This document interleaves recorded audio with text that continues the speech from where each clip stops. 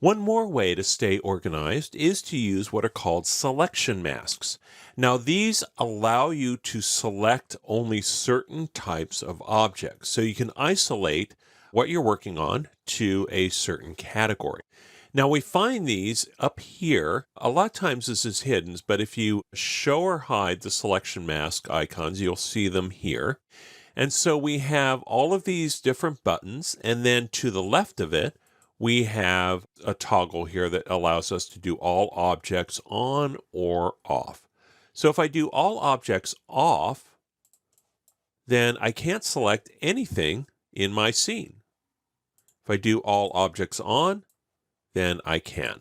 So let's go ahead and select all objects off and then turn things on a little bit at a time. So along here, we've got all of these different types of masks. Now, if I right-click over them, I can select certain types of these. I'm going to go over here to this diamond shape here, which is geometry, and we can turn on certain types of geometry. So if I go to the top here and just turn on NURB surfaces, I'll only be able to select those things that are made out of NURBS. So if I select the entire scene, only the bowl and the fruit will select because that's the only thing that's made out of NURBS. If I right-click over this, turn off NURBS, and then do it again and turn on poly surfaces, and try that again, now the table and chairs are selected, but not the bowl.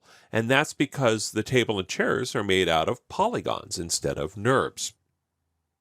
So again, I can turn these off here, and I can go over and use all sorts of things for other objects here. So if I go here over to this one that has lights, cameras, and textures, I can have one that selects just lights in the scene. So if I zoom out here, you'll see I have all of these lights up here.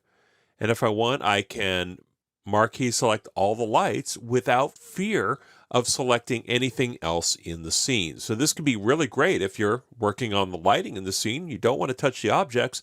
Go ahead and set a selection mask just for lights. That way you won't ever accidentally select something that you won't.